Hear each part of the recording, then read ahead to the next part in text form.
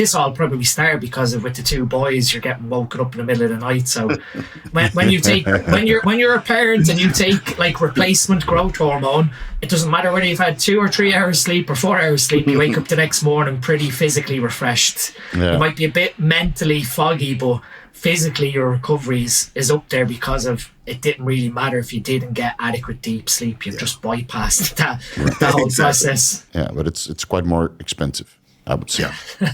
I didn't realize I could justify my growth hormone usage by saying, because I have 2 kids. So I take 9 units a day because I have 2 kids. Disclaimer. Technically, I'm taking less than the recommend. The box of Serostim specifically says on it takes 6 milligrams a day sub-Q. So I'm technically only taking 3. So I'm still not really abusing it. Welcome to the Anabolic Roundtable, episode 2, with Dr. Dean St. Mart hiding behind a water bottle.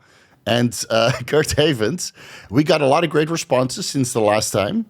People really love this podcast. We're going to stick with the name Anabolic Roundtable because I think that is very applicable to us 3. We're very anabolic and we're always on the table discussing ideas. This time I want to discuss why steroids have diminishing returns and neurotoxicity and oxidative stress. So where should we start? Dean, do you want to take it away? Yeah, I guess this is forever going to be maybe a bro science myth that we're always going to be trying to debunk about androgen receptor downregulation and what effectively causes us to not see a further response over time when we're exposed to androgens. So, we've all talked about this in depth on various sort of platforms and podcasts surrounding, what the androgen receptor is. And I guess that might be something that we start off discussing for those who are new or never really been exposed, that the androgen receptor is an intracellular receptor as opposed to an extracellular receptor. So first off, that instantly tells us that it doesn't have any sort of internalizing downregulation pathways like the insulin receptor, where the receptor is no longer expressed on the surface of the cell. So with that in mind, we'd have to then assess for downregulation to occur, you'd have to make less amounts of intracellular receptor for that receptor to downregulate. And that's not to say that you can't not switch off the gene that would make androgen receptors, because we know it's a genomically made receptor. It's just that the mechanisms of switching off that gene to lower the amount of receptor to be made is quite difficult. So go ahead. There is a cellular, there is a surface cell receptor though as well for the androgen receptor that's not bound to heat shock proteins, but it's still the same thing. It's not necessarily downregulating like you would the insulin receptor or GLUT4. And that's the non-genomic response to drugs that we feel, right? And on all of the non-genomic ones, whether it's heart rate increase or mental issues, strength. Like that's why when you take halotestin or anadrol and you get stronger really fast, that's the non-genomic response from that receptor. Yeah, I mean, that'll tie in later on with the neurotoxicity and calcium, intracellular calcium signaling driving all that process. So, I mean, when we look at how perhaps this diminishing returns does occur, is probably on a much higher, broader level of appetite, food, training stimulus, myostatin, basically stuff that is counteracting the genomic response of what the androgen is telling the cell to do. And that ultimately is retain amino acids, increase nitrogen retention, or have an anti-catabolic effect of lowering the effect of glucocorticoids and inflammation. So I guess one potential thing like that, you can either, what we've discussed before, you can bully more androgen receptors by upping the dose, which we all joke about, but that is effectively one mechanism. It works. So much scientific evidence that shows that androgen receptor content of muscle tissue, at least, upregulates in the presence of androgens. And there seems to be, after a while, some sort of homeostasis that is being reached, similar to myostatin levels, where myostatin levels come down back to baseline readings. But during that time that androgen receptor content is upregulated, there should be an increased response, at least genomically. And then once the androgen receptors come down again to baseline readings, technically by that time you should be able to increase the dose to elicit a similar response again. So based on the scientific evidence, that would be anywhere between 8 to 10 weeks. So you could preemptively increase the dose every 8 to 10 weeks by an increment of 10% or an ampule, right, of whatever you're taking, and then continuously make progress, assuming that the training intensity and the nutrition is adjusted as well, which Kurt Havens just made an excellent point with on his YouTube channel with Colton, right, about when to increase the dose. Yeah. So typically, like you said, right, when you get to that 8 or 10 weeks, you have to look at what are the metrics that you can play with to actually continue progress, right? And it's generally food or gear. And we've known that for years. You generally do one or the other. At least that's how I would do it. I wouldn't do both at the same time. There's just really no reason. And it's generally in smaller amounts than people would think, right? Sometimes with the bigger pros, you might have to bring the doses up a larger increment than you would with the smaller guy. But like you said, 10%, 100 milligrams, 200 calories, something small like that, depending on which metric you're moving, is really all that's generally needed. I think guys overdo it, right? They'll double a dose. They'll add 1,000 calories, right? This is where they get fat or they don't get a response. And the other problem, and I see this myself, is if you increase the dose too high, too early in your career, you'll be stuck on higher doses for a long time, right? Like we were joking yesterday about the 140 milligrams. I've never used 140 milligrams in my life. not in a week. Not in a week, per injection, right? I don't even know if I've used that small amount in an injection. So you're like when you got started, did you escalate the dosages up real quick to the point that you're now, when you do cycles, it's like multiple grams, and that's one of the reasons why you have to eat so much food to sustain your body weight, because your metabolic rate is so sped up? I mean, when I started, it was 150 every 3 or 4 days. So it was like 300 milligrams a week, right? I grew a bunch. That's moderate. And then I think the second cycle I went to 450. I did titrate up over time, and but I was at 600 probably by the third or fourth cycle of just test. I stuck with kind of the old school method where it was just testosterone that was increasing. I didn't add anything else until I kind of ran out of runway with testosterone, right? Because we all have a place. I know John Jewett talks a lot about this. We all have a place where testosterone basically runs out of steam. You can't really get any more out of it. It just becomes this non-genomic mess, right? Where your brain is constantly stimulated, or your mood, or your just side effects, estrogen. And so, but the problem is like most of us, you stopped, Steve. So this is probably part of the reason why you were able to go back down, is I continued over time to escalate. So now in order to hold my body weight, it's probably closer to somewhere between 300 and 600 milligrams. But because of the calcium ion stuff that we'll discuss later, I don't feel 300 milligrams doesn't feel like anything to me. No, it's normal. It's your normal baseline. Yeah. Yeah. So I feel less than normal. And I can tell you, even if you drop the dose beyond that, it will be even more awful, as I felt for an entire year. Right? But that's the neurological response that you get, and the dopaminergic signaling that kind of falls away. But you restore sensitivity quite well after you've been off for an entire year. So that's why I do think it's good to kind of restore sensitivity, whether that's androgen receptors, myostatin, nutrient pathways. I do think it's good to come off, or at least reduce the dose to testosterone replacement therapy, whether testosterone levels are within normal physiological parameters, for 3 months, 4 months out of the year. Because when you say 3 months, but you're on long esters, it might still take 4 weeks, 6 weeks before you're in that physiological zone. So regarding the androgen receptors, right, we do know that a lot of things upregulate, not just androgens, but regarding androgen receptor co-activators and co-regulators, I mean, high load resistance training increases androgen receptors. There's a vitamin D metabolite, which increases that as well. L-carnitine, but as you very specifically mentioned, that study where L-carnitine increased androgen receptor content, the subjects were also training. So is it the L-carnitine or the high load resistance training? DHEA, androgens, right? At least for testosterone, testosterone, oxandrolone, trenbolone, dianabol, that's been proven in scientific literature. So perhaps other androgens also upregulate the androgen receptor. Then there's androgen or estrogen-bound sexual binding globulin receptor complex, which increases cyclic adenosine monophosphate concentrations. And that is a co-activator for androgen-bound androgen receptors for the genomic responses. And then there's, cyclic adenosine monophosphate, like I just mentioned, and estradiol, zinc, right? The zinc fingers. So a lot of guys get themselves micronutrient deficient. They don't have enough zinc. And then the androgen receptors or the nuclear receptors don't really work. because using fingers, they can't recognize the specific DNA sequences. I mean, even tadalafil increases androgen receptor content, and then there's a boatload of coactivators, which I don't even know what the abbreviations stand for, but I just classified them here. So we'll keep this on the screen while we discuss this. Like, can we, besides just throwing the kitchen sink at it with androgen receptors, maybe look into other pathways to kind of keep the androgen receptors going? Dean, you want to take that one? I think one thing maybe when we're talking about food would be insulin sensitivity, and IGF-1 production. So one thing that obviously as we get bigger and bigger, depending on the setup of the macronutrient diet, the person will get fatter and fatter. So now you've got more aromatase, more estrogen. You're being pulled away more so from a testosterone heavy environment to more estrogen.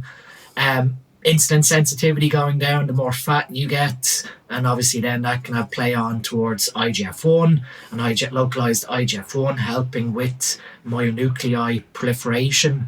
I mean, I think there was a good study that Kurt sent me before where someone was arguing about like androgen receptor downregulation in older men, where they looked at the testosterone and IGF-1 level of older men basically. And when you look at the data, it's actually a Western plot that they're basing this off in terms of like the intensity of this band of IGF-1, which if you're really scrutinous of, you could say that the band for IGF-1 is actually thicker at the 6-month mark than it is at baseline and at the 1 month mark. But I guess what that ultimately probably tells me is that there is a level of perhaps epigenetic adaptation over time when someone is in their... I think these individuals were 60 years of age given TRT to match the testosterone level of someone in their 20s. Right. You are probably going to get to a point where, like we talked about before, the free testosterone level will ultimately dictate how much androgen receptors being created inside the cytoplasm. So there could be something going on there in terms of over time that free testosterone level isn't necessarily down-regulating a response. It's just maintaining a homeostatic level of protein expression. Yep. And I guess they never checked myostatin and everything else from an inhibitory perspective, the diet of these individuals. So it's very hard to say, at that point, at 6 months, the testosterone and IGF-1 were identical to 1 month beginning, and that resulted in less amounts of muscle tissue being gained. It's really that there's a much bigger picture going on. Yeah. That, the simplest hypothetical answer would be, yes, there's downregulation of receptor, but we know it's not that simple. So going beyond that, you get down into the epigenetics inside your genes. How accessible is that androgen receptor gene from a methylation and histone compatibility? So your DNA is compacted really tight, and depending on the histones holding that DNA together, the androgen receptor gene might not be as accessible for certain individuals. Yep. And so similarly, you can't downregulate that genetic response without compacting that DNA closed again. Right, and that's then different from androgen sensitivity syndrome, right? Or desensitivity syndrome, where the GAC repeaters are just unfavorable that the androgens cannot bind to the androgen receptor. Yeah, correct. So now we have a second pathway that is diminishing. Okay. Yeah, and that again will be a level of epigenetics of how transcription of that gene has occurred to create a 3D protein structure. So the recipe of creating the androgen receptor as a protein is linear, and then as it builds the protein, it folds on itself to create obviously the tertiary structure, and then that tertiary structure, like with the CAG repeats, will determine those claws of where the androgen can dock into. And obviously that's sort of then coming down to the molecular flexibility of the androgen molecule, of being able to contort itself in 3D space to fit that claw effectively. Mm-hmm. And if that claw isn't flexible enough, it's not going to accommodate the flexibility of testosterone docking into it. And there's also a codon. Sorry, there's also a codon on the androgen receptor that has a subset of genes, right? This is new, right? This is probably beyond the scope of this video, but that subset of genes, that codon, if that's not in the correct coding either, that will affect how it docks. Right. Yeah. But the reason why I sighed before, not to interrupt, was because I think the problem is in a lab, when we look at something like the androgen receptor and all these things that are going on to cause muscle growth, in reality, once you've introduced drugs, there's so many pathways of muscle growth that are occurring. Right. In a natural individual, it's very simple, right? But once you've introduced drugs, there's so many other things that are going on. And this is why you see variations in training styles, right? So we know exactly how muscles grow from training. We know exactly. It's right. It's mechanical tension. That's the only thing. The pump actually interferes with growth. Muscle damage interferes with growth. You don't want to do all these things, but people always use these examples and be like, but what about Lee Haney? What about Jay Cutler? What about Ronnie Coleman? It doesn't matter, because once you've introduced the drugs, it kind of throws a lot of these things out the window, right? Because you have so many other pathways. Same with linear growth you see in children. The body's very has a lot of redundancies. That way, if something is missing, things can still occur. Right? So like if IGF is inadequate, growth hormone will take over, or vice versa. There's different, we have androgens to cause, the same response. That way the human body can still make progress if something is lacking, right? You see children will still grow in linear height even if there's no food. All right. To some degree. I mean, obviously if they're very malnourished, it will affect their height, but you don't, unfortunately you see children in Africa that don't have a lot of food, they still reach an adult height. Yeah. So just as an example, so it just shows that like the problem is once you introduce one of these things and there's so many things going on that it's really hard to pinpoint exactly what's causing even this growth. So can we say then that every receptor a growth pathway that we activate through a particular receptor has diminishing returns up until a certain point? Yes. So we can only run so much anabolic androgenic steroids that activate the androgen receptors before it becomes diminishing returns. And then we need to look into the growth hormone receptor and the IGF-1 receptor and the insulin receptor and all these little pathways, micronutrient sensing pathways that will help with that, like the sodium, potassium, proton pump, or increasing NAD plus levels, all these little things.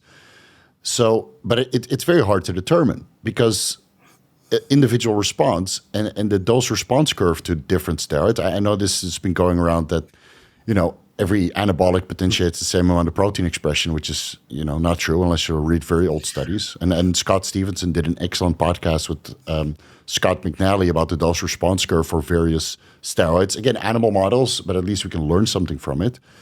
But I will say that at one point or another, you can't simply run more steroids, and you need to look into other pathways to kind of offer the synergy. And this is what bodybuilders have been doing for decades now. We use low, somewhat risk-averse dosages, but from a multitude of different compounds to hit it from all angles. And this is how we get the best response. I mean, stack design, it's like a painting, right? It's art. And this is why some guys are very good at progressing and other guys are not very good at progressing because they don't understand that, there's diminishing returns when it comes to every growth pathway. So can we make like a little bit of a blanket or statement about androgen receptors and at what point in time there are diminishing returns and you should no longer escalate the dose upwards because initially it fucking works.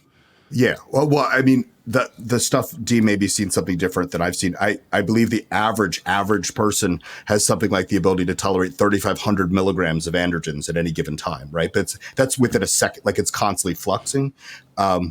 Whether that's accurate or not, I don't know. But so anyone who would say something like all steroids produce the same amount of growth has never taken a pharmacology class, because within a class of drugs, all drugs are going to work different. You wouldn't say that with anesthesia, right? You wouldn't say lidocaine produces the same result as fentanyl or morphine. That doesn't make any sense. Yeah. But yet that's like saying Proviron is the same as Trenbolone. Yeah, it's a silly statement, and it's coming from a place of non-education. Yeah, it's the same with ancillaries. If you compare all angiotensin receptor blockers, the dosages are vastly different just to get the same amount of blood pressure reduction. Totally.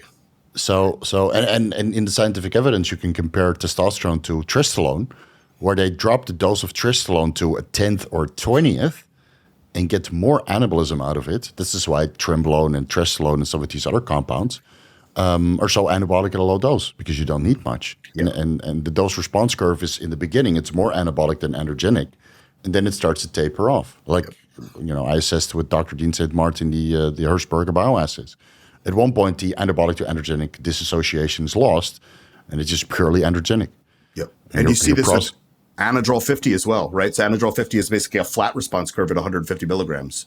Now, we don't study 300-pound bodybuilders, so it's hard to say with a guy that's truly massive. But we know in HIV studies that it's right once you hit 150, it flattens. There's nothing positive that's coming out of it. So when the pros are taking 300 milligrams of it, they're basically just causing stress. There's no more growth, right? And that would be the same with all drugs. It's just the side effects of most drugs probably get horrible before you get to a point where it flattens out. Right, like Trenbolone probably becomes an atrocious thing before you lose the ability for it to work, because it probably, in my estimation, it probably continues to produce results up to 150 milligrams a day. But how many people do you know that can tolerate 150 a day? Trenbolone, acetate, not many. I mean, I've done over 100, but then it becomes this intolerable thing, right? You're not sleeping, you smell. Yeah, your mood is the side effects are pretty severe. Yeah, that's what I'm saying. So there's a point where it always flattens out. Mm-hmm. Dean, what do you think? Like, what is the maximum upper tolerable dose of steroids in total? And of course, there's a big difference between running 2 grams a test versus 2 grams a tren. But let's say you have intelligent cycle design and you use potent compounds at low dosages, and then the main anabolics, test primo, nandrolone, if you prefer, at reasonably higher dosages. Like, well, what do you think? Like, at what point for general population are there diminishing returns? I guess it's very hard to say when you think about even like the drug metabolism rates, because if you look at like CYP3A4, someone could be a fast or slow metabolizer, so that complicates things where someone might need double the dose, someone might need half the dose. I wouldn't make any sort of blanket recommended dose on that basis, but like you said, there's a way of intelligently doing it in terms of picking a steady state concentration of testosterone, picking a DHT derived anabolic, and then from a secondary perspective, MPP for increasing nervous system resilience or increasing nervous system activation. I think the whole thing about steroids building muscle at the same rate as one another, I think that's predicated on the mechanism of they all retain nitrogen on a similar front. That's what it's based on. But it's not even that similar. Even within testosterone esters, you see different amounts, right? Yeah. There's a big difference between testosterone propionate and testosterone cypionate.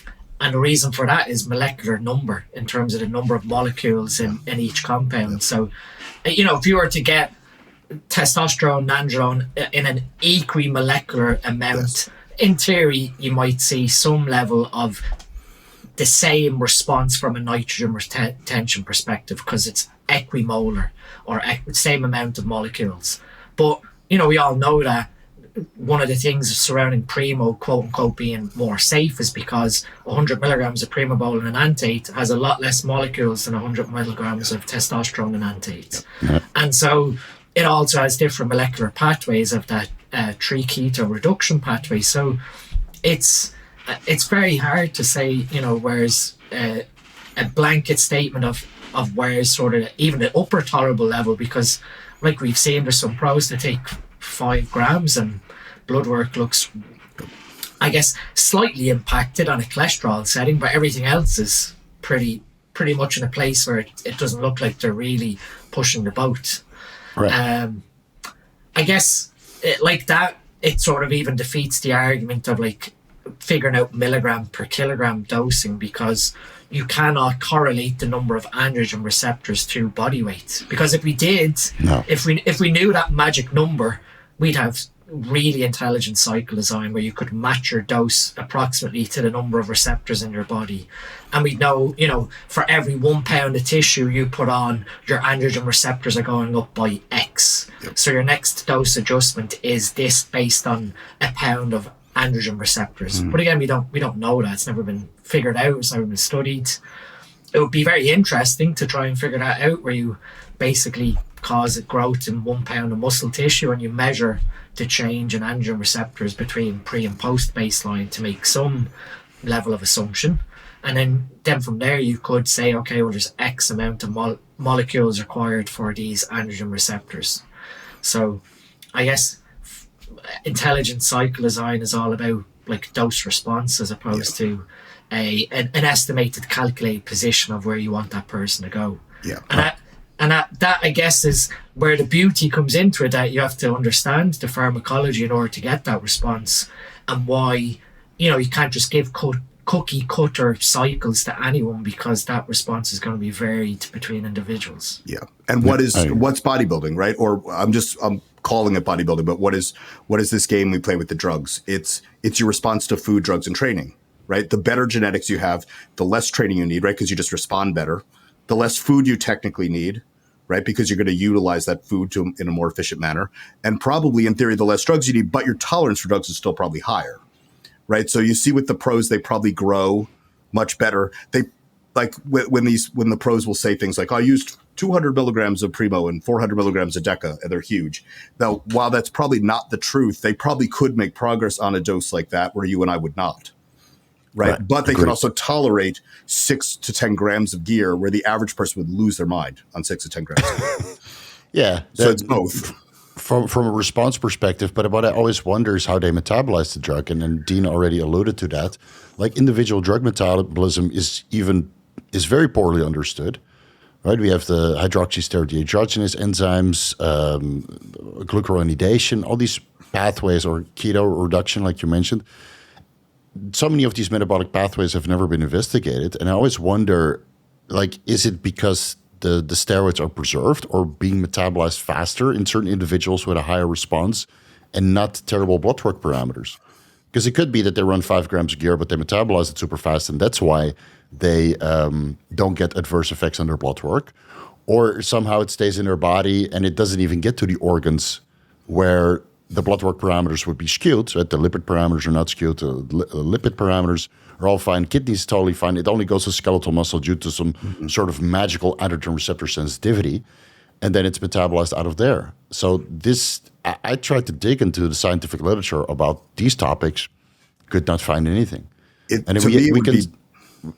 ahead. Yeah, I was just going to say, to me, it would be more of a density thing than a sensitivity thing. I think the genetic freaks have more density on their muscle tissue with androgen receptors and less probably on their organs, right? So they're not going to get the organ stress. And just metabolism in general, like your mitochondrial health will help you metabolize drugs, right? Like if you've had surgery, you might need more. The three of us probably need more anesthesia than someone who's horribly out of shape. Right. And it's one of the things an anesthesiologist checks with before you get surgery is to see what you can tolerate and that's why they're watching you on a monitor during these things. But it would be similar with your steroid tolerance. Even if Dean can run a small amount, it doesn't mean he can't tolerate a higher amount. He just doesn't need it. Right. And that comes back to, like, I can show my genetics. I've slow 3A form genetics. So the response is higher in terms of the residency time of the drug stays in the system longer. Whereas I have other genetics for other drugs that are fast metabolized in terms of, like, antidepressants or omeprazole when I went down through my genetics.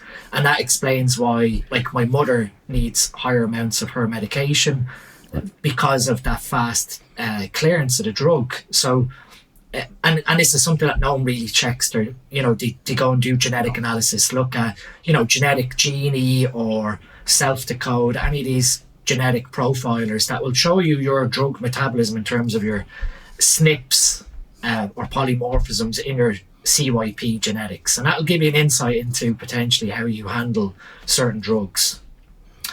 But I guess the other thing, even to go back to, like, the gear, food, training, how long can you sustain, like, balls to the walls training for before your body just says, I can't take this anymore?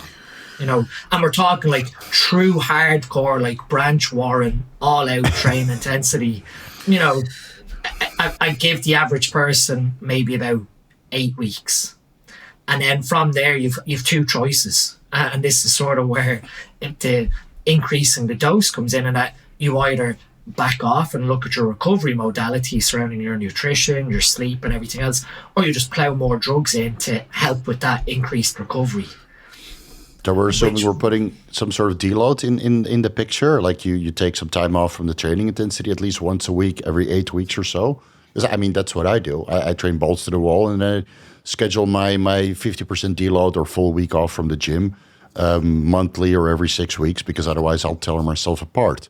So assuming that that's in place, Right? At one point, the food or the drugs or both need to go up. And I would say that I think this linear progression of dose escalation and volume escalation and food escalation can occur for about 9 months in total. And then in most individuals, you see that the body weight is too high to the point of them being uncomfortable. The blood work parameters are shit because the drug intake is so high. And the micro-injuries have started to occur to the point they really need time off. And this is why I always scheduled, or at least with my clients and myself as well, 3 months out of the year where you basically do the same as the Mr. Olympia competitors. You take off of everything, the food, the drugs, and the training. And you come back down to baseline.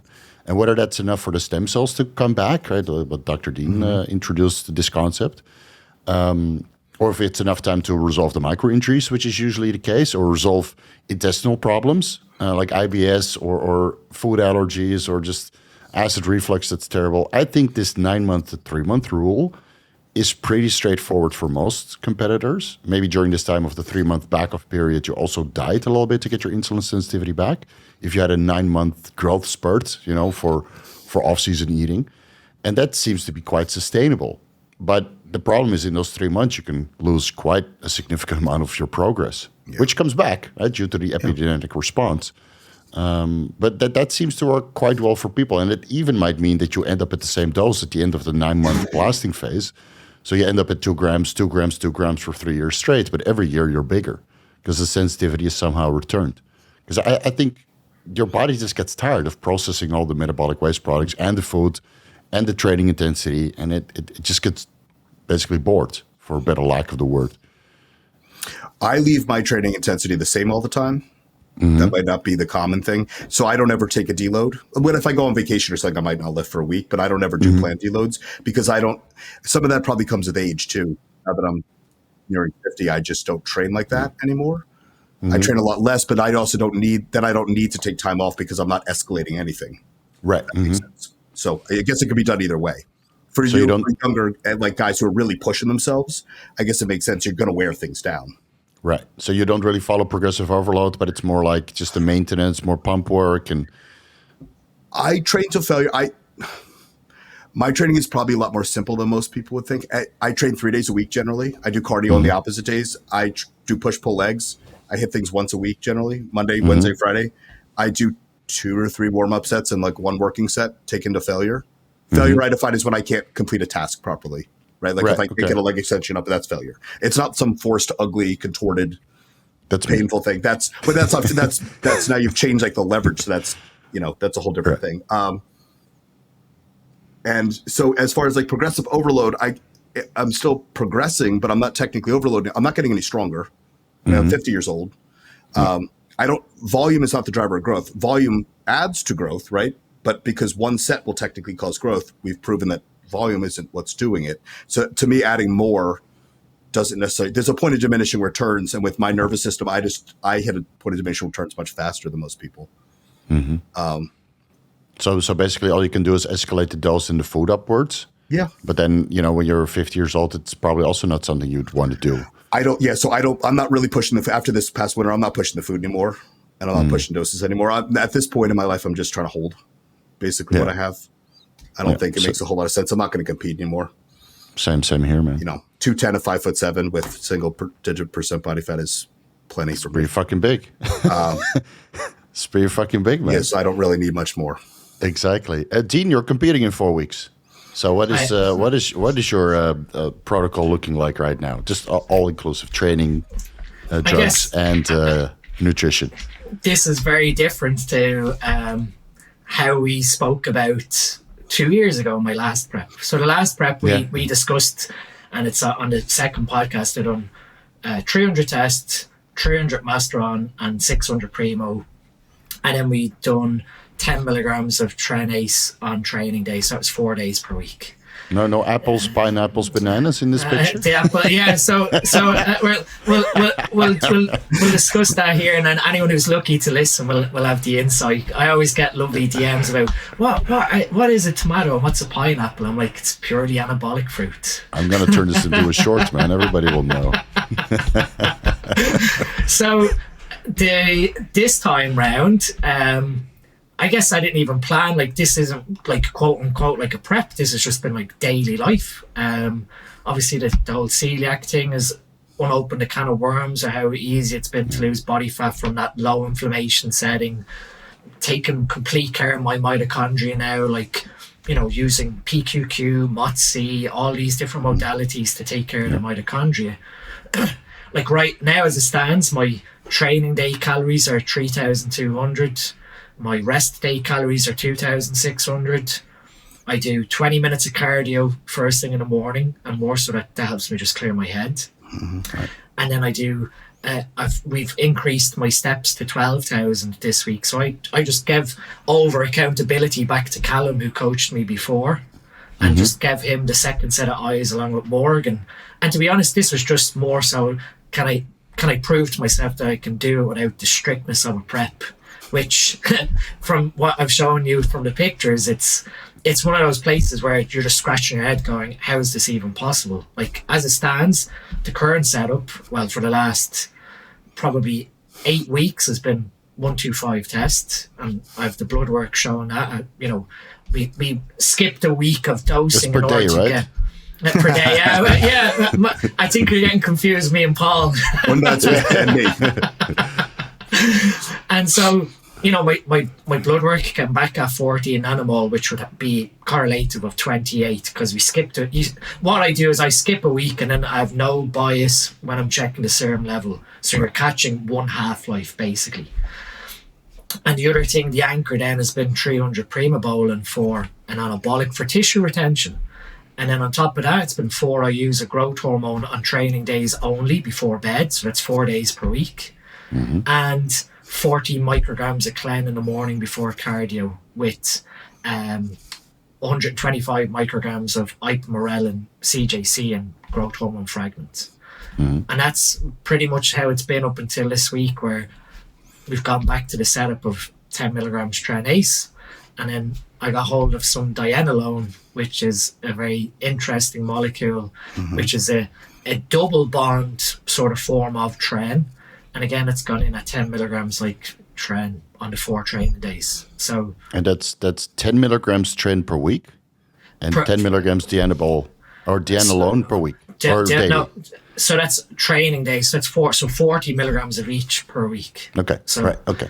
We're keeping pretty much close to what we've sort of found the sweet spot with tranase in the video you done, of that sort of 25 to 30 milligrams being your absolute sweet spot. And really that's only there from like an anti-catabolic perspective, because at this point I've got about a pound of fat left on my glutes to come off, and if that's even there from the pictures, I think some of that is fluid retention, that when I stop growth and yohimboin, that's the other thing, 10 milligrams lose a pound for sure. You know, fluid will come off that's being held from those two, and I'll have a true reflection of how I look sometime next week. But like, that's pretty much a third of what I used 2 years ago, which, and you look better. To be honest, I 100% do. And I'm pretty much at my classic physique cutoff of 88 kilos or 194 pounds. Like, there's no room for me to have gotten any bigger to fit into that cap. There's a couple of poses that I know are weaknesses, but generally the physique is relatively balanced from a classic perspective in terms of symmetry and overall muscularity. But it's really proven to me that when we're looking at dosages in a prep setting, sometimes you're aiming way too high, when in reality, going in at a low amount and going from there to speak might be the even better approach. And is that a consequence of maturity that, you know, at 36, I've built that tissue that doesn't need a lot of stimulus? I mean, even my training, I do 4 days per week, and that's similar again. Aaron Casey's still doing my training, and that's upper, lower, 2 rest days, upper, lower, a rest day. So Sundays are a full rest day where it's pretty much family day. And the training is 2 reps in reserve. So I know people bash on about 2 reps in reserve or reps in reserve training. I've done enough progressive overload and balls to the wall sets over my career that I have a fairly good understanding of my body's reps in reserve, based on being very meticulous with rep tempo. So really focusing on the tempo of each rep and knowing, okay, rep tempo is slowing down now. I'm getting into the crux of these sort of working or effective reps. and I'll do maybe two more reps where I know that cadence, and that's where like the pendulum I done yesterday, 3 seconds down, 2 second iso hold, 2-3 seconds up, Right. Yeah. 1 second hold. Torture You know, reps. really focusing on that tempo, not really like yesterday I had 2 plates aside on the pendulum, not really paying attention to the load, but that mechanical tension, that iso hold, stopping the set when I know, okay, coming up, it's like 1001, 1002, 1003, 1004, you know, that you've reached that limit where you're getting into these reps where when you start trying to come out of that hole now, they're going to be on top of you to maintain that tempo without the temptation to just blast out the bottom, which is the way I would have trained years ago, where no matter what, you were moving that way from A to B. Right. I found training in that method, you're still maintaining the stimulus, so you're still holding the tissue, but you never leave the gym absolutely wrecked. You've great mental clarity, your sleep is perfect, your mental productivity is perfect. You know, we're talking here, you wouldn't even think I'm like, whatever, 10, 12 days out from a show with how my brain is switched on, because... Oh, you're 12 days out. Yeah, I'm going to do a warm-up show in 12 days. You're super sharp, man. Awesome. That's crazy. And it's, you know, and it's showing me that maybe how we've approached prep in the past and really pushing the pedal to the metal maybe isn't the right approach. Now, of course, you need this sort of heavy intensity in an off-season set to put on tissue. But when it comes to prep, how can you retain that tissue with the least amount of stress is sort of how I'm starting to view how a prep should be. And while still encouraging lipolysis. So, you know, going for daily walks to get some activity in, the morning cardio. Never once have I woken up any morning and go, oh, F this, I'm staying asleep. My body's wrecked. I don't want to train. I don't want to work. Mentally, I can't figure out what my task priorities are for today. And it really has proven to me that, you know, you can just live a normal day-to-day life, follow a nutrition plan, keep your androgen load moderate. I mean, you know, that total probably end goal by the time maybe a certain level of orals goes in will probably be 600 or thereabout total, which is pretty much, again, half of what was used 2 years ago. Right. And in the same condition, if not bigger. So it's...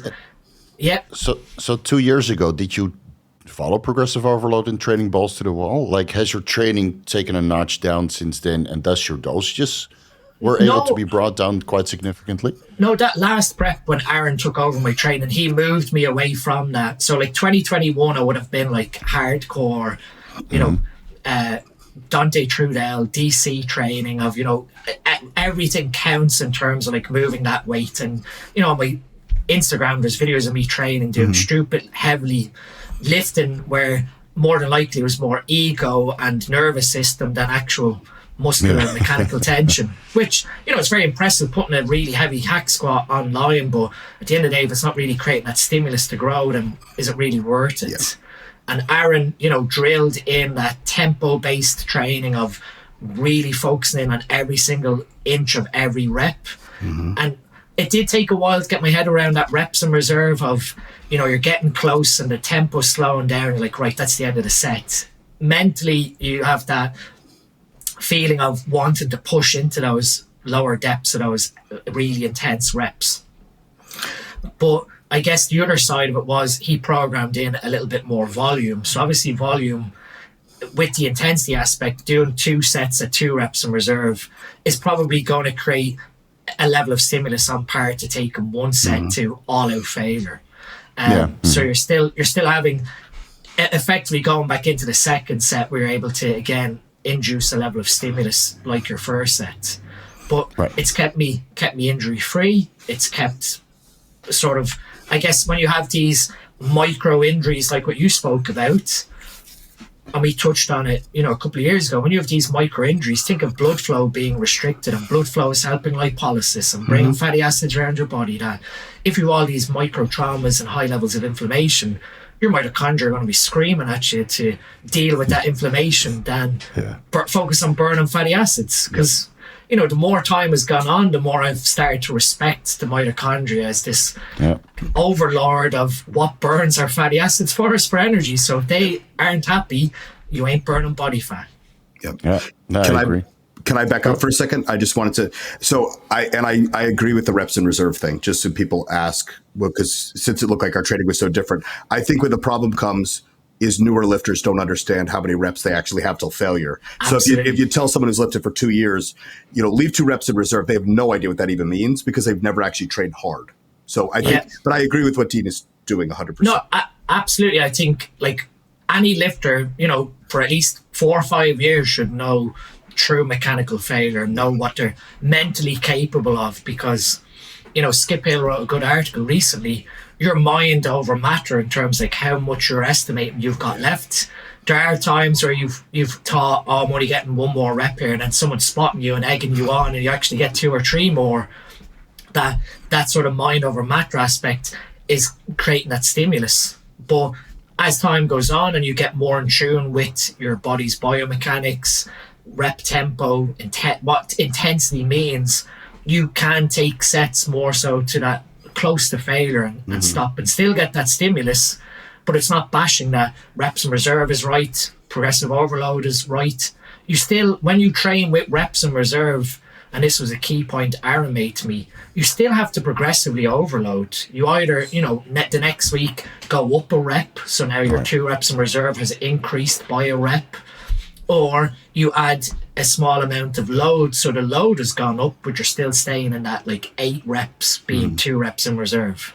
Yep. So you're not disregarding progressive overload as a stimulus. You're just approaching it from a different setting of respecting recovery. Yep.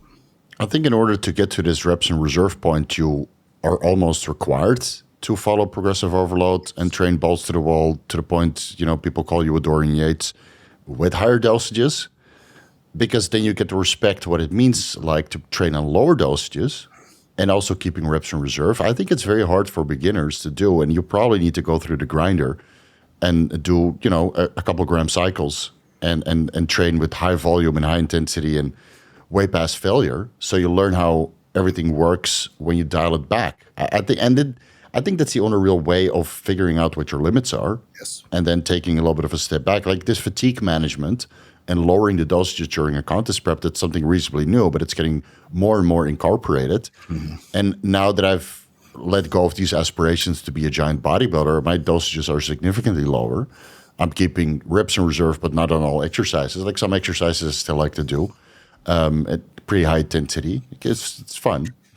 I don't want to take all the fun out of my workouts, but because the recovery is limited because the dosages are down, you don't train as hard anymore. But also because the dosages are lower and the training intensity is down, my cognitive function is 10 times better. And of course, all 3 of us are not just dumb meathead bodybuilders. We got a lot more going on. You both have a family, right? We have businesses to attend to. We have YouTube channels and podcasts and clients to take care of. So I think at one point, when you're around 35, 40 years old, or 50 in Kurt's case, you're like, you know what? I've accomplished everything I want to. At this point, it's just about maintaining. Yep. And I'm going to take the lowest effective dose to get the job done. Yes. And just like that, and just like the training, that's the thing I have the problem with the dosing now. And I'm not against safe. I'm probably in the whole paradox of steroids out there. I'm probably on the safer end, right? I'm not someone who actually does risky things. But I think that the new thing where everyone's doing the minimal effective safe dose, right? Like 100 milligrams a test and 100 milligrams of Primo when they first start. Yeah. I get it at your level.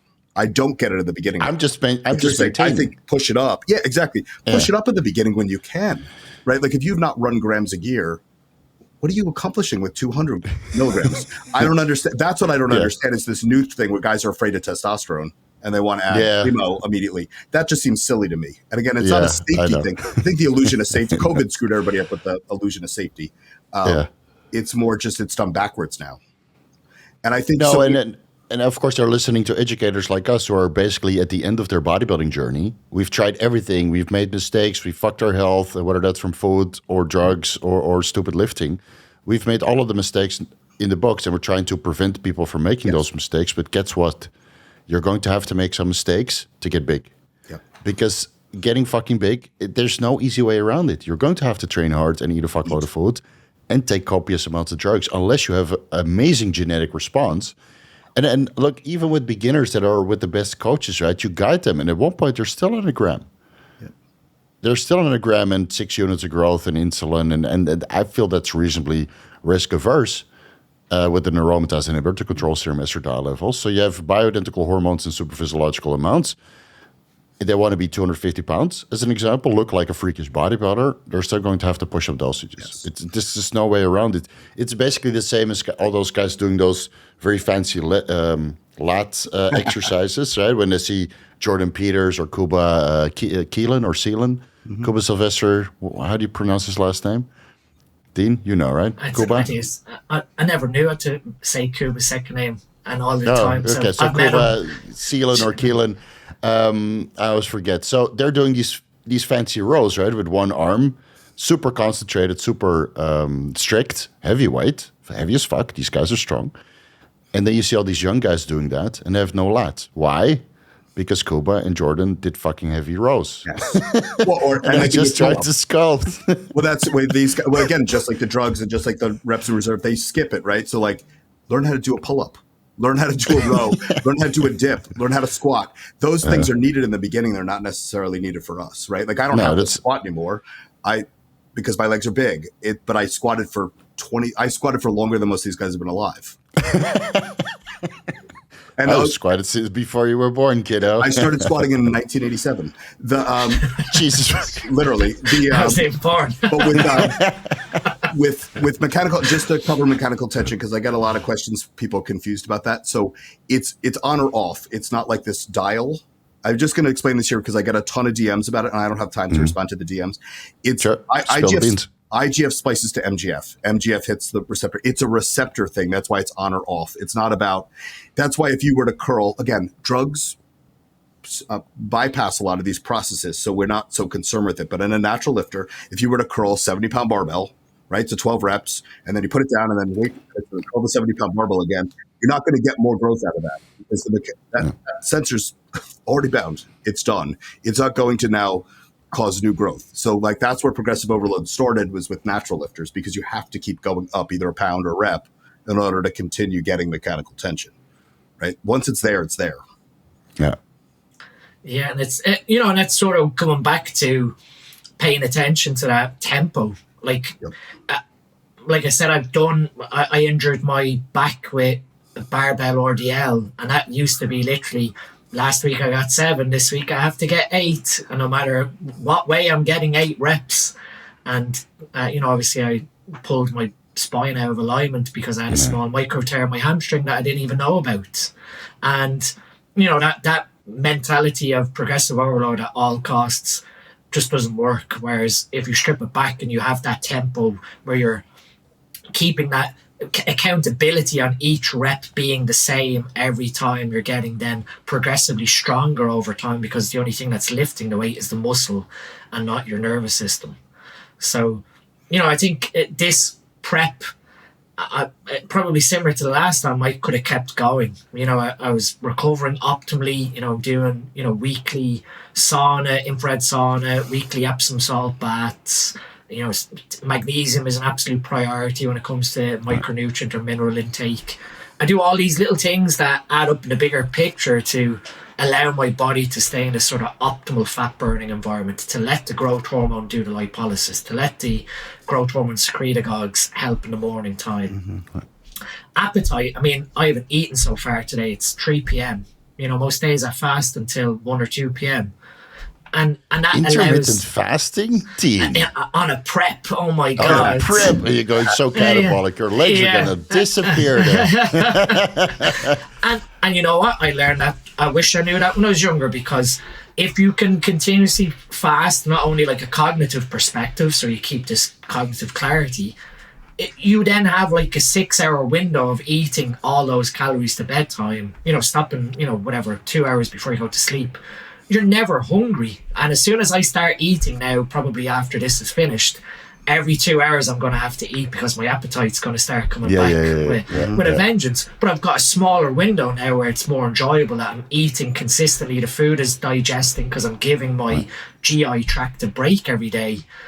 And of course, we've talked about this, Kurt. You could never do this really with a natural athlete, because they are going to have a level of muscle protein breakdown from not taking in amino acids in order to keep up with MPS. But when you've got nitrogen retention from growth hormone, pineapples and tomatoes, you're in a position where you can do this. And to be honest, it makes your prep a lot more enjoyable because you're never focusing on your appetite or your hunger.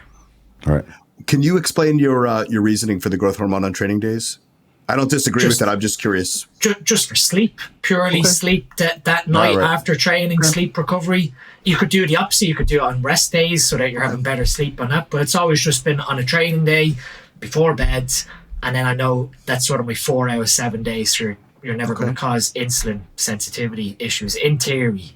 But four I use almost like a replacement dose. Sleep quality, this all probably started because of with the 2 boys, you're getting woken up in the middle of the night. So when you're a parent and you take like replacement growth hormone, it doesn't matter whether you've had 2 or 3 hours sleep or 4 hours sleep, you wake up the next morning pretty physically refreshed. You might be a bit mentally foggy, but physically your recovery is up there because of it didn't really matter if you didn't get adequate deep sleep. You've just bypassed that whole process. If you want to take that to the next level, I can highly recommend 200 milligrams intravenous NAD+. Okay. It's such a refreshing compound to kind of upregulate all these enzymatic reactions in your body. I think there's like 30,000 enzymatic reactions dependent on NAD+, NADP, NADPH, right? So that's 10 times, 100 times more than magnesium. So if you supplement with magnesium and NAD+, I think everything is kind of upregulated and optimized. And then in combination with growth hormone, you have the most restful sleeps ever, right? Guys that take kratom or weed or sleep aids, they will never get close to growth hormone and NAD+ when it comes to restfulness. And those are bioidentical. Yep. You don't even have to take something synthetic, you know. So I take 10 IU's growth hormone before bed because I got a sweet deal. So it will probably cost me less than your 4 IU's of growth hormone, Dean. And but to compensate for the money that I'm saving, I'm spending on NAD+, every week, 200 milligrams intravenous because that's very expensive. And that's probably the best recovery and sleep stack that I've ever tried. Even though my 10 IU's of growth hormone is way disproportionate to my steroid intake because I take 350 milligrams a week. And I took a train out. I had my little Trimbolone sandwich experience after doing that research. So I was like, you know what, let's see what 25 milligrams a week does. And it was magic. I mutated and all the way back up to 230 pounds so I gained like 25 pounds in 6 weeks and got leaner. It was great. So now I'm running like 150 tests, 70 milligrams of Anavar per week, and 125 milligrams of Primo because those ampules are overfilled. And that's my stack. But then my growth hormone intake is so high, I didn't want to increase my body weight so much, and my lipid parameters made it worse. So I decided instead of taking more growth hormone, or instead of increasing the steroids, which will ruin my blood work, I decided to increase the growth hormone intake for additional recovery, sleep quality, etc. And actually, I can say that I quite like it. So now I'm just improving my body composition while staying the same weight. Yeah, but it's quite more expensive, I would say. Yeah. I didn't realize I could justify my growth hormone usage by saying, because I have 2 kids. So I take 9 units a day because I have 2 kids. Disclaimer. Technically, I'm taking less than the recommend. The box of Serostim specifically says on it takes 6 milligrams a day sub-Q. So I'm technically only taking 3. So I'm still not really abusing it. No, you're taking half the recommended dose for an HIV patient. I don't have HIV, so yeah. I don't have kids, but I got 7 cats who keep me awake. But I will say that my sleep quality is now at an all-time best, and every day I wake up leaner, obviously because I take it subcutaneously before bed, because I want to mitigate the side effects. I don't have any carpal tunnel. I don't have any lower back bumps, shin splints. Water retention only the first week was terrible. And now my body is kind of normalized because I lowered my sodium intake. Potassium intake is still high. Magnesium intake is still high. And I can say that it's actually probably the best growth pathway that I increased without any terrible side effects, besides financial drain on my wallet. But again, I got it at a sweet fucking deal. Yeah. So if I'm spending like less than $15 a day for my stock. That's great. Yeah. At least in the US, GH is not super expensive anymore. No. Depends on where you get it from. I mean, you shouldn't be paying a lot for it. No, it's just pharmaceutical grade. It's really expensive still, unless you know a guy. I know a guy. Chase also knows a guy. And he sent me his price. Sick, so. Yeah. So I was like, man, that's it. And then I found an even better deal. I was like, you know what? I got to see what the fuss is all about. But I can honestly say that it's probably a better adjustment than continuously progressing up the steroid dosages, because I'm recovering better. My pumps are better. My fullness is better, even though my caloric intake is still low, 2,800 calories a day, give or take. And I fluctuate up and down a little bit depending on my activity levels. And so I'm assuming that I can just keep the steroid dose exactly the same and kind of recomp at 102 kilos, so that's 230 pounds, as long as the growth hormone dose is high. And will I gain actual real muscle tissue? Probably not. It's just muscle memory, maybe a little bit, right? Maybe a little bit of density, fullness. I was going to say, I think I had a lot of questions. People asked me a lot of questions about your previous rebound where you gained muscle again. And I was explaining that a lot of that was just, it was like muscle memory. It was muscle 100%. memory. People were very nothing confused. New. They were like, well, why do you take so much if he could grow on that? Well, I said, well, you have to understand, Steve was very big. And then he came off all drugs for a couple of years. Yeah, and then I was tiny. Back on. So I said, well, you were never tiny, but it was just you regained a lot of the lost muscle. Yeah. That's a different story than that wasn't all new tissue. No, not at all. Like if the biggest I ever got was 255 in the morning and 260, 265 in the afternoon after all the food was in. That was on low dosages, 500 tests, maybe 750 tests. And then I would ramp up the dosages in a caloric deficit to sustain the muscle tissue and still have insane training intensity, because that's the way I used to roll, right? I wanted to make progress in the off season and while cutting. So my drug intake was sky fucking high when I was cutting. But then in the off season, I would be my biggest, my fullest, my roundest on pretty moderate dosages. Growth hormone was high, insulin was in there, obviously to help with the nutrient partitioning. But that would be it. Test GH and insulin and maybe thyroid medication to kind of help with absorption of it all. And then I would ramp up the dosages. But yeah, of course, if you drop from 260 pounds on average to 200, 60-pound difference, or what is that, a quarter of your body weight gone. And then you don't need much to restore some of that body weight. I haven't made progress in 6 years, man. People forget that. But I shrink down, because I come off. Completely off when I need to get something done. And then, of course, I rebound on 150 tests and 25 train a week, which is silly to think about and silly to say, but I would never be 260 pounds on 150 tests and 25 train, not with all the growth hormone and the IGF-1 and insulin in the world. Well, I think what's missing in bodybuilding right now is context. What you just said, the context that was regained weight. Right. Yeah. And that's the same thing with the pros when the guys will say there's some bigger pros now that use testosterone. And they're like, well, look at him. He's 280 pounds, uses testosterone. That's not what he used to get there. He used to hold his weight. That's what people are missing, right? It's not, it's same with training. If a guy walks up to you in the gym and is like, Steve, what do you do? What's your training split? What does it matter? You've been training longer than they've been alive. What did you do to get there? That matters more so than what you're doing now. What I'm doing now isn't necessarily going to help a new person get there.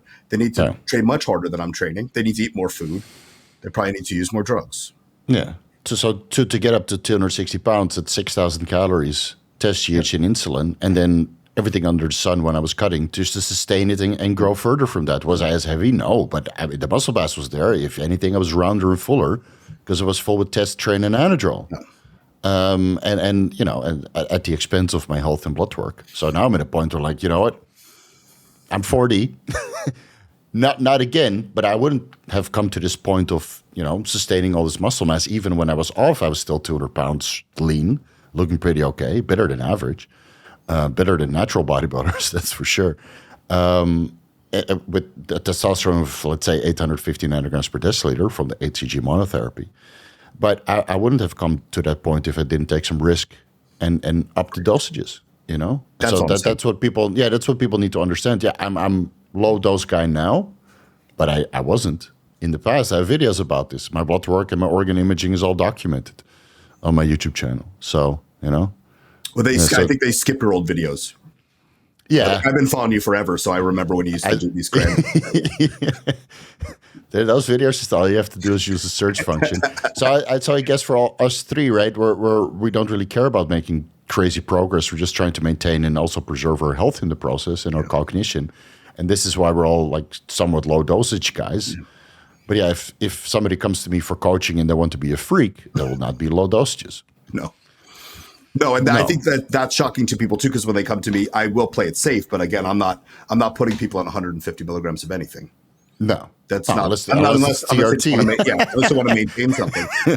Unless it's TRT. But even like that, in the US, the TRT is 200 to 250, and that's based on the milliliter per, that's based on the dosing of the bottle, and the doctor gives you a 1 ml syringe. That's because they don't want you doing math, because as you guys know, most humans can't do math. So if you say do 150 and it's 250, they're like, how much do I use a week? But you also create recurring customers, because then the estradiol conversion goes very high from a single administration, and then you can prescribe an anastrozole, and then it can prescribe blood pressure medication. Yeah. Well, even simpler. Everyone nowadays puts salt in it, right? So the two things no one does, they don't control their estrogen, and they eat a ton of salt. Right. So they drive their blood pressure through the roof, and then they have to use telmisartan, which flips it. Right now, their potassium's too high, so they have to add more salt. And then their acne goes up because their estrogen's high, so they put themselves on Accutane, all without ever seeing a doctor. Yeah. They do all this crazy crap. But I'm not against Accutane though. If all other options are explored, right? So like 10 milligrams Accutane twice a week to control your acne. If everything else has already been done, right? You're eating healthy, your estrogen is in range, your hormone levels are stable. And you tried everything already, but you're on a gram of stuff and you still get some pimples, and the gym's dirty, so you're exposing yourself to all these microbes.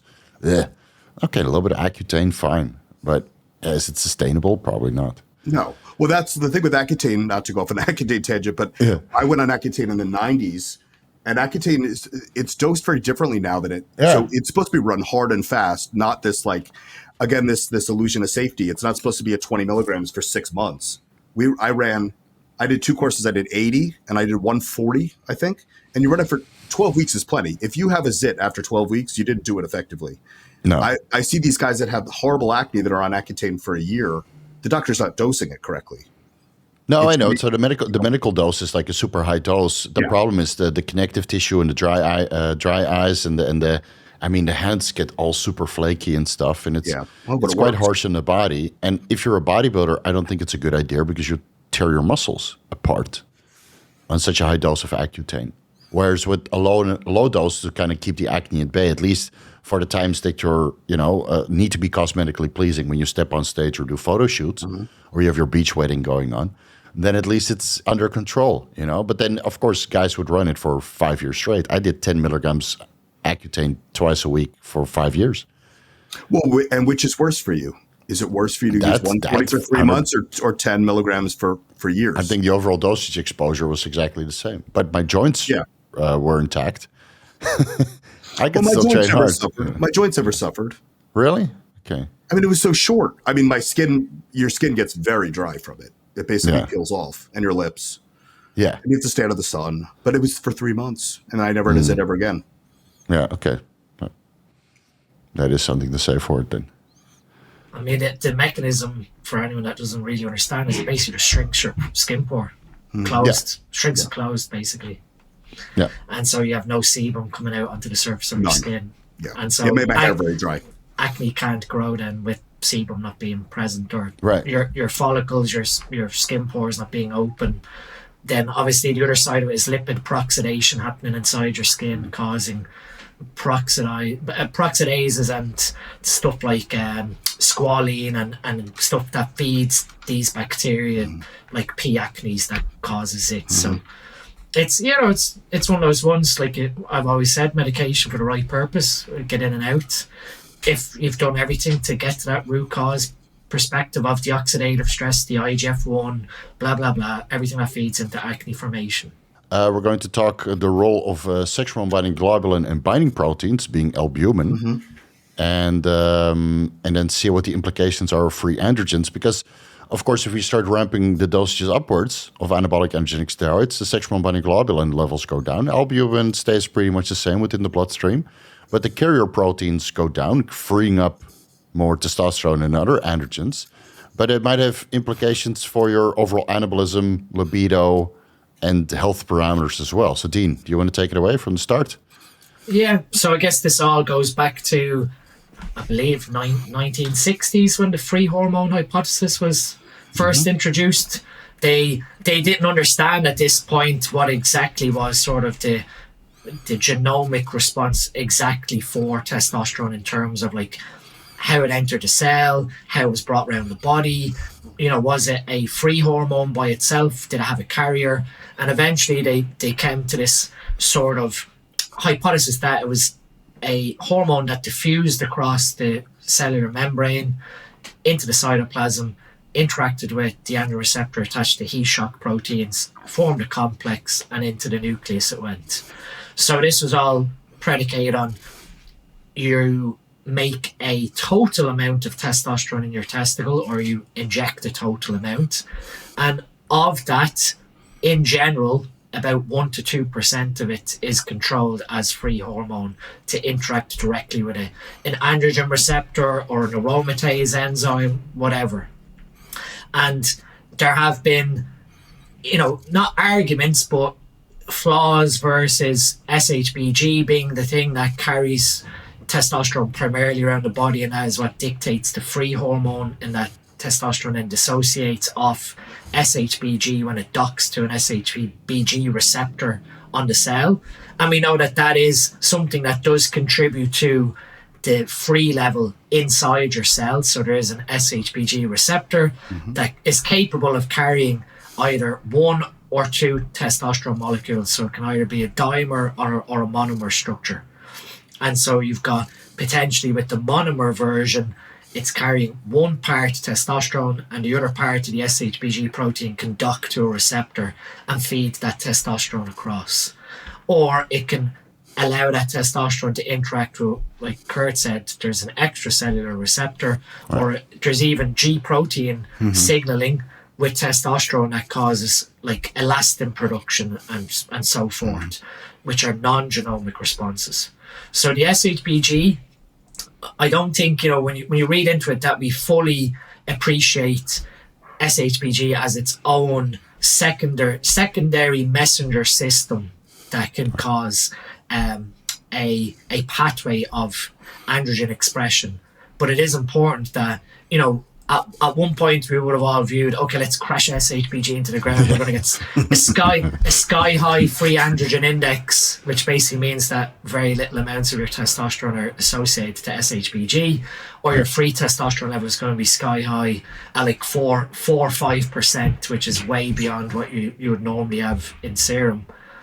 I guess, to go back to even like the androgen receptor discussion, the more free hormone you now have in your bloodstream, the more free open targets there are for that testosterone to get to work. And we often always fall into the trap of like, oh, well, my total testosterone level is like 2,000 nanogram per deciliter. Yeah, that's great. That's the total amount. You could have, I guess, per metabolic health that's increasing SHBG, and your free hormone level doesn't actually reflect that high total. Right. The reverse of it is you could have a free level that is very high to match that very high level of total testosterone. And that is the paradox of why we do even TRT. TRT increases your total testosterone, but in the process tells your liver to decrease SHBG, which in tandem raises your free testosterone level. So you're putting more testosterone in to gain more free because of the knock-on effect to SHBG. But I guess from an overall perspective of what can SHBG do, there is some level of evidence towards non-genomic aspects of our neural health. So it becomes important for free hormone in our neurons, which then affects neurotransmission. Other than that, I guess the more free hormone, like I said, you've got, the more now can interact with 5-alpha reductase or aromatase intracellularly and increase estradiol, increase DHT. Interact sort of what I simplify as androgen spillover. Now you've got too many free androgens that if you don't have the muscle tissue to accommodate that free hormone, like Kurt said, you've now got androgen receptors in your cardiac tissue being activated.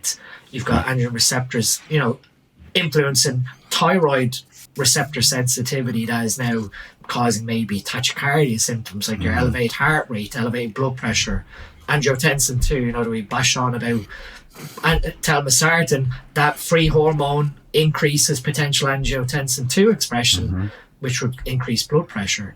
So there is, I guess, a fine balance of, yes, we want as much optimal amounts of free hormone because it's what's going to give us the genomic response. But we also have to realize that SHBG has been created in our body for a reason, as a sort of protectant of controlling that free hormone amount within our serum. Yep. Yeah. Too much free hormone is just excreted faster too. So you're just constantly turning. You know what I mean? You want it in that range. You don't want it necessarily too low or too high. And I don't typically focus on SHBG in and of itself. Like I would look at more things that control, like estrogen will move it up and down, right? Other drugs will move it up and down. Like you see with Primo tends to free up a ton of test. Yeah, the same as Proviron and Masteron to a certain extent. So what I always saw is that sex hormone binding globulin and albumin are transport proteins to carry these hormones through the blood and deliver it to androgen receptor specific tissue. And if you free up so much testosterone in the bloodstream, not only can it interact with the androgen receptors on white blood cells, maybe shortening its active life, and that's why serum concentrations go down over time, but also increase the rate for aromatization or 5-alpha reduction or just glucuronidation and, like Kurt said, faster excretion through the kidneys. So I always felt that SHBG levels should stay somewhat sustained, but it's very hard to do that when you go super physiological or start adding in compounds like Proviron, which have a very high binding affinity for the sex hormone binding globulin. Maybe, 682 times? I'll put it on the screen. I think it's like, it's very, very high compared to the other steroids. And even compared to diet testosterone, it's incredibly high. So Proviron has, where is it? Oh, I had it. Binding affinity is huge. Yeah, 82 to 440 compared to diet testosterone, whereas diet testosterone is 100, and then testosterone itself only has a relative binding affinity of 19 to 82, so that's significantly lower. Now, 5-alpha reduction should be, that's a genetic thing. That's controlled. That shouldn't increase. I think there's some misunderstanding there because it's not going to increase. You're not going to increase 5-alpha reduction by pushing something one way. That's inside the cell and that's controlled. We can't really increase that amount. I think that's where like the other guy in Thailand with his theories. That's where I think his things go wrong with DHT is the only thing that causes hair loss because that's a controlled thing. Androgens cause hair loss. So it's not more free testosterone converting into diet testosterone because there's a rate limit. There's a rate limit on the 3 isoforms of the 5-alpha reductase enzyme. Okay. And once DHT is back in serum, so it gets booted out of the cell and it's bound to sex hormone binding globulin, it's completely useless. So testing serum DHT doesn't tell you anything. True. So. Yeah. So I guess when you look at that, like even free hormone hypothesis and SHBG, you then get people who sort of hyper focus on, oh, well, my SHBG is very low. How do I raise it? And that sort of brings then discussion of what controls SHBG expression from the liver. And that's generally 3 simple things. It's either too much estrogen is telling the liver then to make more SHBG to transport it. Too much thyroid hormone, so hyperthyroidism, so too much active T3 in the bloodstream. And then the other one that can catch people off guard is low insulin or type 1 diabetes. So when there's a low insulin expression, for some reason it induces a metabolic response to increase SHBG. I'm not exactly sure why the body feels that it needs to bind more sex hormone when there's low testosterone. It's probably got something to do with glycolysis and trying to preserve glycolytic function. Yeah, that is why. Yeah. Yeah, maybe it senses that it's in a caloric or chronic nutrient deficit, and then binding up more free testosterone in SHBG lowers metabolic function, preserving muscle mass and overall body weight. Yeah. Well, and just a simple face value way of explaining is, type 1 diabetes is not a state that the body wants to really grow muscle in, right? Like it's a disease state. It's not looking to get more muscular and flourish, right? Like it's trying to control the disease. You clearly see it with natural carnivore guys or natural ketogenic diet guys, is that their SHBG levels are sky freaking high because their insulin levels are so chronically low. And having a little bit of carbohydrates over the day, maybe 50 to 70 grams post-workout already resolves that. But if you want to increase your SHBG levels and you don't want to bring your serum estradiol levels sky high or go to the thyroid medication, then yeah, excluding carbohydrates is a good idea. But excluding carbohydrates is also not very anabolic. so it's self-fulfilling in that sense, right? I mean, I've been doing a ketogenic diet for years, and I can tell you firsthand that it's not the most anabolic diet to follow. You need a significant amount of... Your diet makes sense, though, because you still have carbs. You have carbs post-workout. You have them at night. Yeah. Like, at least your recent diet that you posted. Yeah. I just have fruit post-workout, and then, of course, on Sunday a little bit. Yeah. So I still make sure that I get adequate carbohydrates in for normal metabolism and all the micronutrients that are found in carbohydrates.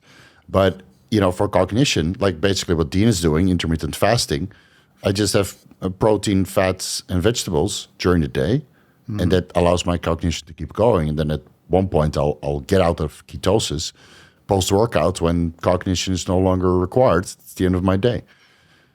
Yep. So I guess, even that not trend, but you've got a lot of people that will include proviron in terms of a stack design.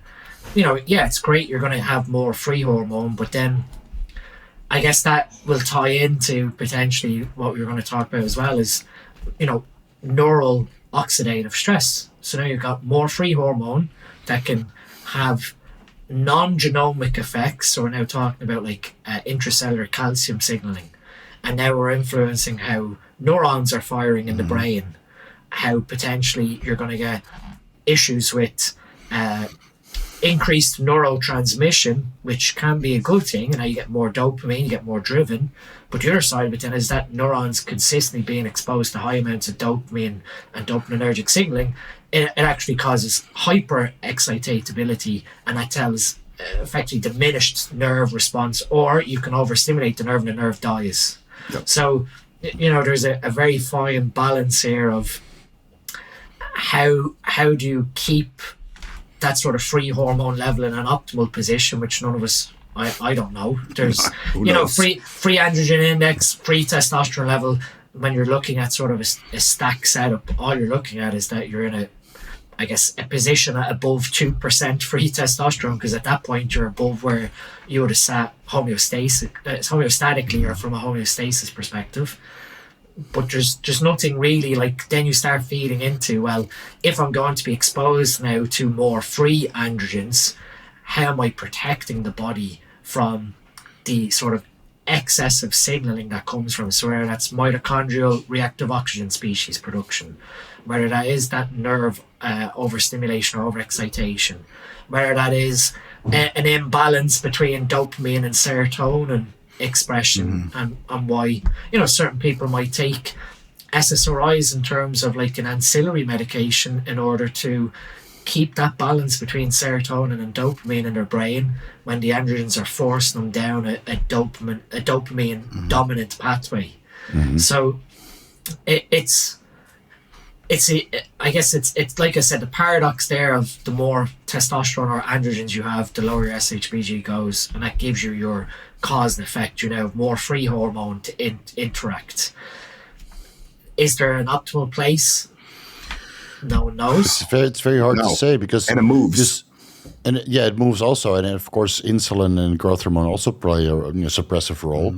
So if you go with intelligent cycle design and you limit the anabolics, right? You have a diet of testosterone derivative, and you're keeping estradiol favorable to the point SHBG is, let's say, middle of the reference range. You add in a little bit of growth hormone and insulin, it will still come down. And some guys get a beautiful response from that, right? They're composed, they're calm, they're focused, but they get a good amount of anabolism out of it. So you would say that there's no neurological decline from these free androgens that are floating around. But SHBG is not low enough to the point it doesn't increase cyclic adenosine monophosphate and having this non-genomic overlapping effect on androgen-mediated gene transcription, right? So it's very hard to say, because I've also seen guys with bottomed out SHBG levels, which have no adverse effects either, and other guys with bottomed out SHBG levels, which have all the issues. Right? Libido doesn't work. Mental well-being is destroyed. Is it solely because of the SHBG, or what else is going on? It's so hard to say. And there is recombinant sex hormone binding globulin out there. I think Sigma Aldrich has it for sale. It's highly expensive. I would love to run an experiment just to add that to a stack and see if there's any noticeable difference. Because I do think so. Because you see with being off cycle for longer periods of time, your SHBG really goes high. And in the beginning, the response is so great to introducing a little bit of steroids. And I think SHBG is a part of that. Because as soon as SHBG levels start to tank and they get to the middle bottom of the reference range, there are diminishing returns. So, but this will never be proven, I guess, because I don't have access to recombinant SHBG. But I do think it would be a good ancillary to add alongside the high dose of testosterone, just to keep SHBG in the middle or high ranges, and prove that or disprove that SHBG has a contributing role in anabolism and in overall mental health, right? By bounding up these androgens and just delivering them to skeletal muscle. Will it ever take place? I highly doubt it. Yeah. I mean, we never really, I always look at it as a calculation where you've got bioavailable testosterone. So we always look at free testosterone. Bioavailable is actually how much is attached to albumin and SHBG. And it gives you a bigger picture of how much of your total does your body have access to. And it's, it's not uncommon to see guys who have crashed SHBG and normal albumin, let's say 4.4 grams per liter or 44, whatever way you want to pull it from measurement wise, having a bioavailable level of like 92%. Whereas, when I look at natural athletes or guys on a relatively controlled TRT dose, they might have a bioavailable level of about 57, 60%. And that's pretty decent that, 40% of your total is inaccessible.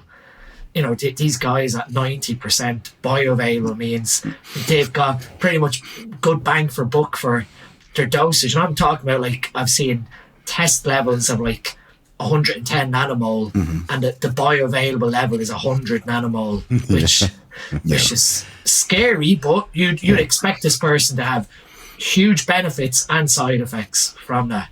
All right. Yeah. What was mine in the labs I just sent you was at 50%, give or take, was free. Pretty Right. much. It was like in the sevens, and my total was, it was like almost 800, and my total was 1900. I'd have to look on my levels. Let me see. Let me whip But them up. that was from Primo Ballin, I believe. I can have a nice little calculator here that you can work out your free and bio if you've got albumin, SHBG, and test. Yeah, I've got it. With Dean, which is interesting because previously, until very recently, it was bioavailable or bioavailability was only considered bound to albumin, right? Sex hormone binding globulin used to be looked at like it was a permanent hold. Yeah, and Before I mean, we understood that. CBG is another one that I've seen as well that has some affinity for sex hormone as well. I was doing reading into active hormone transport. So cortisol binding globulin has an effect as well. Yeah, so my SHBG on my latest blood work results was 20.2. Right. Testosterone, 1300.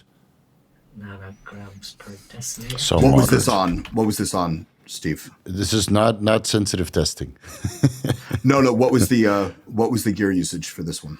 Oh, this is under the recent cycle. So this blood work's from 2 weeks ago. Yeah, I did a video about that. So 150 tests, HCG, 500 IUs 3 times a week. So that's why my testosterone is 1300. But it could be a little bit of Primo and Anavar detecting as testosterone, right? That's non-sensitive testing. So testosterone 1300, SHBG 20.2, free testosterone is 37.5, and bioavailable is 976. So that's, let's say, 70 something percent, 78%. That it's going to 75. pair. So free testosterone 38.8. I just assumed albumin is like 45, 46. Oh, yeah. which is not Albumin me. is 4.7. Yeah, so 47. So I wasn't too far off. Yeah. So yeah, it's going to appear 38.1, which is 2.93%, which is above 2%. Yeah. And then the bioavailable is 974, which is 75%. Yeah. So 25% is just inaccessible, which, in terms of like that setup, you're getting good bang for buck out of that low dose of testosterone. But keep in mind, like these numbers are skewed because I'm also on Primo and Anavar and growth hormone, right? So that's why my SHBG is lower. I think my SHBG would have been 25 if I just did 150 milligrams a test, maybe even 28. Even if we do. Of course, I'd be smaller because the overall androgen intake is significantly lower. but my bioavailable would be similar to Dean's, I think, or similar to Kurt's. I mean, the SHBG going up by 5 nanomole, the calculation moves to not 908, so you move to 70%. So that 5 okay, so that's too much different. that 5 nanomole lost you 5% bio, which is interesting. Which is interesting, because I wonder does that correlate then? So 24. It's mostly related to albumin. So that's very interesting. So when your SHBG at this current level, for every 1 nanomole it increases, you're losing 1% bioavailable, which is interesting. Can you put the SHBG at 134? That was the highest I ever got when I was fasting for 6 weeks. So if you had the same testosterone level boy. now, you had the SHBG at 134, and I can't believe this. We'll clarify that for a second. What do you mean fasting for 6 weeks? How much were you eating? So I had non-alcoholic fatty liver disease.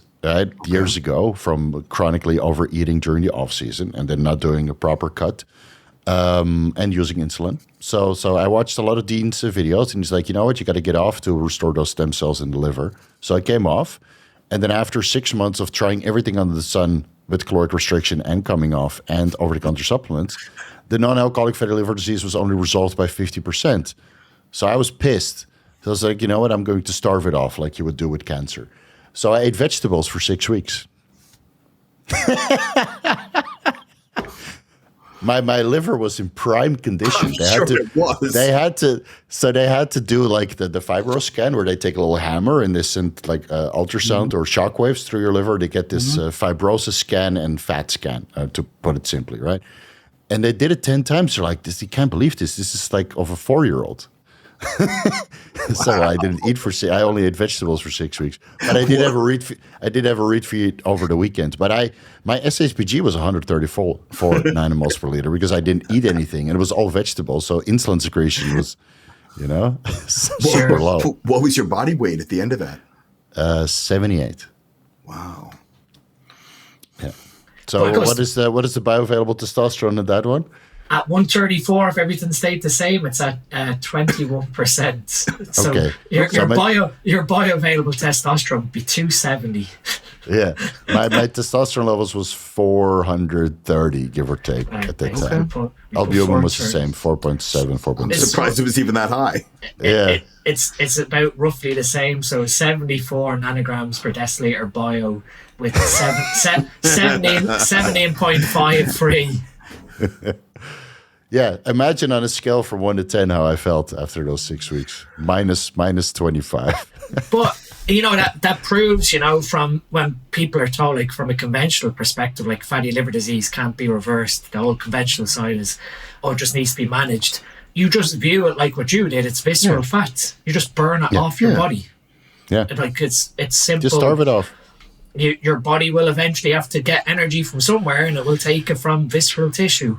Like, so, but the hard part is telling someone like you, oh wait, you're going to have to not eat anything but vegetables for 10 or 12 weeks. Yeah. Luckily, I had some experience with fasting. Like, that, this is also becoming a little bit more popular, whether that's intermittent fasting or Paul did like 1 day a week where he didn't eat for 24 hours to kind of resolve his IBS. But yeah, I've been fasting for 5 to 7 years, 5.5 days a week. So when I came to the conclusion, you know what, I'm not going to do another 6 months of recovery. I just want to get back on a little bit of TRT, but I need to fix this NAFLD first. Fast it off. And it worked. It worked beautifully. Look at my recent fibro scan with celiac. Yeah.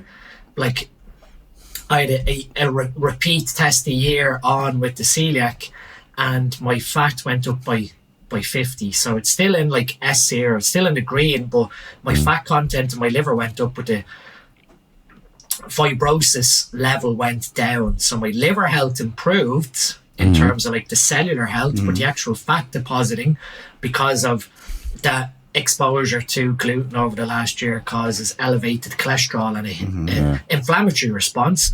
I put fat into my liver cells. And like the guy was like to me, you're still like pristine health. It's still S0. It's still like, top 90 percentile. I'm like, yeah, but I'm still pissed that my liver fat went up over the course of the year.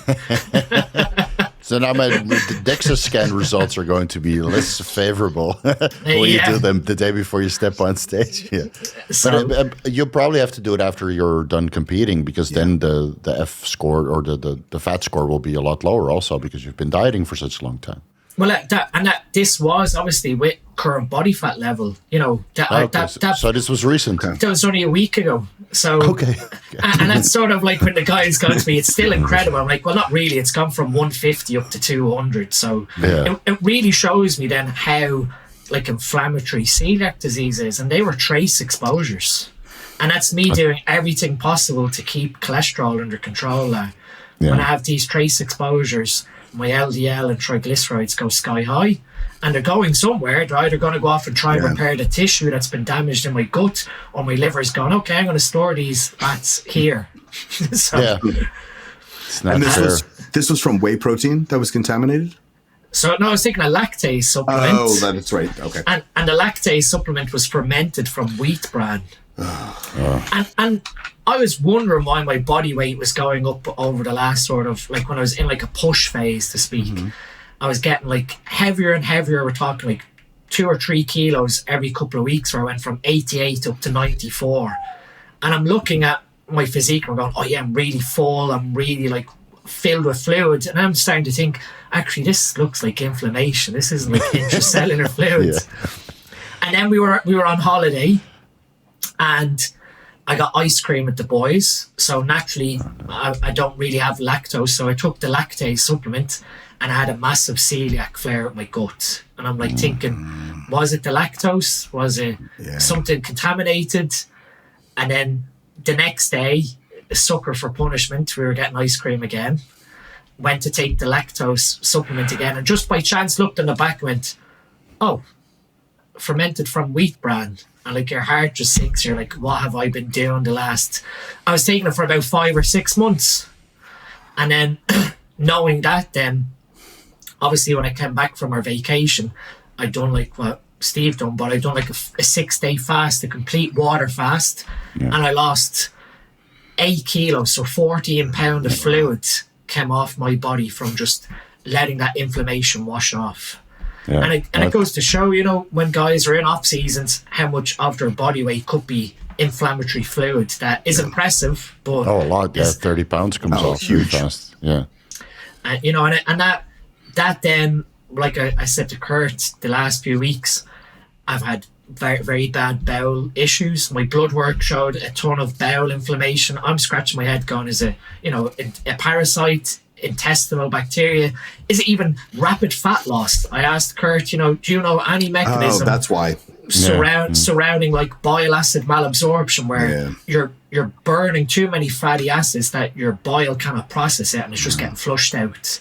And then serendipitously, I got a lactase supplement, a new one. Took that, and then within 2 days, my bowel was okay. It wasn't great, but it was semi-solid again. And I thought something's changed there. Cut whey isolate out for 3 days, and my bowel was perfect. So, you know, even then, that was whey isolate that I would have never thought, oh, that's causing my gut issues. So this is just the fun part of getting old. Like all the processed foods, even whey isolate that you could eat when you were younger, I have to take it out. So I don't eat any anymore. It's just over the weekend, and then I take Creon 40,000. That's what one of Kurt's clients recommended to me. The one. Oh, that's funny, Jose. Yep. Yeah. He's super cool he's super nice guy. Yeah, he made tremendous progress, by the way. Good job. He's a really great guy. Yeah, so he recommended me Creon 40,000, which has pancreatic enzymes, and it's a pharmaceutical. So I would take that on cheat days, and then I basically got everything covered. And then I try to eat food that's, you know, prepared with sanitation and love and care. So that's a proper sushi or proper hamburgers, but nothing out of a package, man. You can't do it. Maybe it's all the oral steroids that I took in my younger years. I think that's also not good for intestinal health, but let's save that for a follow-up podcast. Kurt, you got a consultation in like 5 minutes. Yeah. So what I'll do is I'll post all of the your contact details down below. And then next time, I guess we're going to continue with the oxidative stress because we barely touched on that. And then, guys, if you have any suggestions on topic we need to cover for the sake of the community, just let us know down below in the descriptions or in the comment section so we can get a work on it. We'll do this once a month. So the next podcast will be, we'll record that at the end of July and then drop it in August. And this was a pleasure as always. Any closing words for this episode? Go ahead, Dean. Nothing, just very appreciative of getting together and spreading the knowledge. Awesome. Yeah, I mean, I have nothing but love. Thank you so much. All right. I would just say just slowly escalate the dosage upwards. That's the conclusion. Slowly. Nice and slowly, 10% increments. And don't be afraid to combine a couple compounds like steroids, growth hormone, maybe insulin, maybe IGF-1 to facilitate all the anabolic pathways that you can get. So you don't have to megadose a single compound. Unlike I do, because I am on a high dose of growth hormone, but don't do what I do. And don't do what Kurt does. No. But what Dean does is okay. What Dean does is okay. I mean, a disclaimer, you can't use being a parent as an excuse for growth hormone, unfortunately. I think it's a valid excuse, man. It's a valid excuse. I'll definitely be using that excuse and I'll get a prescription for growth hormone. So what is your reasoning? I have kids. I need to sleep. All right, thanks so much, guys. We'll see you next month. And I'll be dropping a boatload of shorts to keep us going in the meantime. Absolutely. Thank you so much. Take care, guys. Take care. See ya.